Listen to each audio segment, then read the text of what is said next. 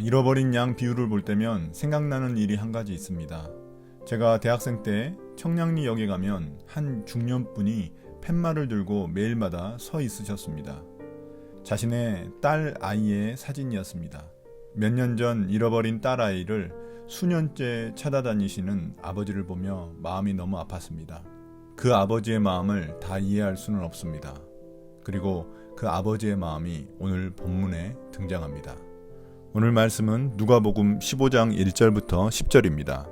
세리들과 죄인들이 모두 예수의 말씀을 들으려고 그에게 가까이 몰려들었다. 바리새파 사람들과 율법학자들은 투덜거리며 말하였다.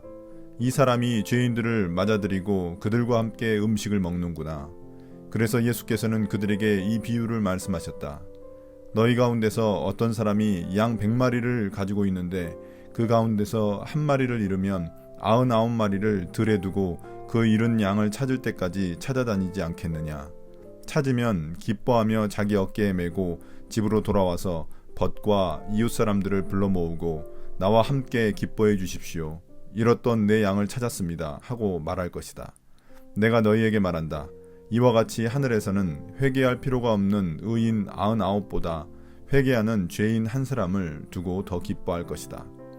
어떤 여자에게 드라크마 10립이 있는데 그가 그 가운데서 하나를 잃으면 등불을 켜고 온 집안을 쓸며 그것을 찾을 때까지 사사치 뒤지지 않겠느냐. 그래서 찾으면 벗과 이웃 사람을 불러 모으고 말하기를 나와 함께 기뻐해 주십시오. 잃었던 드라크마를 찾았습니다. 할 것이다. 내가 너희에게 말한다. 이와 같이 회개하는 죄인 한 사람을 두고 하나님의 천사들이 기뻐할 것이다. 아멘. 오늘 말씀에서 세리와 죄인들은 예수님의 말씀을 듣기 위해 몰려들었습니다. 세리들은 일제 앞잡이처럼 로마의 사주를 받고 세금을 징수하는 사람들이라 유대인들이 상종을 하지 않는 그런 자들입니다. 죄인이란 범죄자를 의미하는 것이 아니라 가난한 자, 눈먼 자, 병든 자 같은 이런 이들을 의미합니다. 그들은 유대 사회에서 죄인에 속했습니다. 예수님은 그들을 식사자리로 초대하시고 함께 대화를 나누셨습니다. 그러나 이 사실을 바리새파 사람들과 율법학자들은 이해할 수가 없었습니다.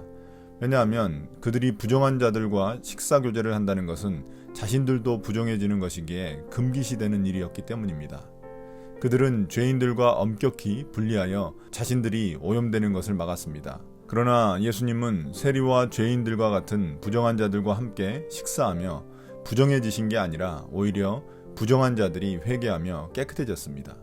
예수님은 의인을 부르러 온 게 아니라 죄인을 부르러 오신 것이기 때문입니다. 예수님은 이를 잃어버린 양의 비유를 들어 설명하셨습니다. 어떤 목자가 양 100마리를 가지고 있었는데 그중 한 마리를 잃어버렸습니다. 그러면 그 목자는 양 99마리를 들에 두고 그 잃어버린 양 한 마리를 찾아 나서게 된다는 것입니다. 당시 목자는 저녁에 최종적으로 그 양의 숫자를 세곤 했습니다. 저녁에 세보니 한 마리가 없어진 것입니다. 그러자 그 잃어버린 한 마리를 밤중에 찾아 나선 것입니다.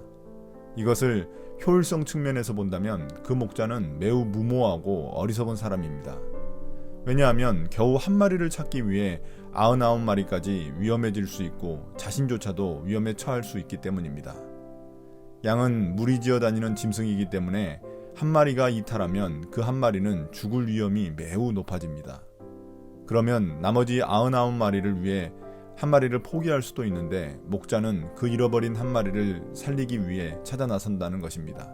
이게 바로 세리와 죄인들에게 가지고 계신 예수님의 마음입니다. 도움이 필요한 잃어버린 한 마리에게 예수님은 꽂히신 것입니다. 이제 그 잃어버린 양 한 마리를 찾으면 목자는 기뻐하며 자기 어깨에 메고 집으로 돌아옵니다. 어깨에 메고 돌아오는 목자의 모습이 매우 인상적입니다. 아마도 그 잃어버린 양은 무리에서 뒤처진 것을 볼 때 매우 약한 양이었을 것입니다. 오랜 시간 방황해서 더 지쳐 있었을 것입니다. 그래서 목자는 그 양을 자기 어깨에 메고 돌아오는 것입니다. 어쩌면 그 양의 모습이 세리와 죄인들의 모습과도 같습니다. 이제 목자가 양을 찾아 돌아오자 그는 기쁨에 못 이겨 자신의 친구들과 이웃 사람들을 불러 잔치를 베풀며 모두 함께 기뻐합니다. 한 마리 양값보다 잔치값이 더 들 것 같지만 잃어버린 양 한 마리를 찾은 목자의 기쁨은 돈에 비할 바가 아닌 것입니다. 예수님이 이렇게 세리와 죄인들과 함께 식사하며 그들이 회개하고 하나님께 돌아오는 일이 마치 이와 같은 것입니다. 그런데 바리새인 율법학자들은 이를 함께 기뻐하기는커녕 비난하고 반대했습니다. 잃어버린 영혼들이 의인의 공동체에 들어오는 것을 가로막으려 했습니다. 그러나 하늘에서는 회개할 필요가 없는 의인 99명보다 회개하는 죄인 한 사람을 더 기뻐할 것이라고 예수님은 말씀하십니다. 이제 한 여성의 드라크마 비유가 등장합니다. 드라크마 10개가 있었는데 그중 하나를 잃어버리면 온 집안을 쓸며 찾아다니게 됩니다. 한 드라크마는 한 데나리온 정도의 가치로 노동자 한 명의 하루 일당 정도의 돈입니다. 꽤 큰 단위의 돈입니다. 그런데 어떤 학자는 이 10드라크마는 결혼식 때 남편에게 받은 예식 선물이라고 말합니다. 우리가 잃어버리면 안 되는 결혼 반지 같은 것이었다고 말합니다. 그러니 그만큼 소중했을 것입니다. 또한 당시 팔레스타인 주택은 돌과 진흙벽돌로 만들어졌고 창문이 없어서 방안이 매우 어두웠습니다. 우리처럼 형광등이 있었던 것도 아니니 불빛이 집을 전체적으로 비춰주지 못했습니다. 그렇다 보니 잃어버린 동전을 찾는 일이 쉽지 않았습니다. 그런데 그 동전을 찾았으니 여인의 기쁨이 매우 큰 것입니다. 그러자 여인은 친구들과 이웃 사람들을 불러 잔치를 벌여 함께 기뻐합니다. 잃어버린 것도 자신이고 찾은 것도 자신인데 왜 동네 사람들까지 다 불러 잔치를 벌이는지 이해하기 힘듭니다. 또한 잔치 비용이 잃어버린 한 드라크마보다 더 많이 들었을 것입니다. 그런데도 여인은 잃어버린 것을 찾은 기쁨이 너무 커서 잔치를 벌이기로 한 것입니다. 이에 대해 예수님은 죄인 한 사람이 회개하면 하나님의 천사들이 기뻐한다고 말씀하십니다. 여기서 잃어버린 동전을 찾은 것은 회개하여 죄인들이 하나님께 돌아오는 것을 의미합니다.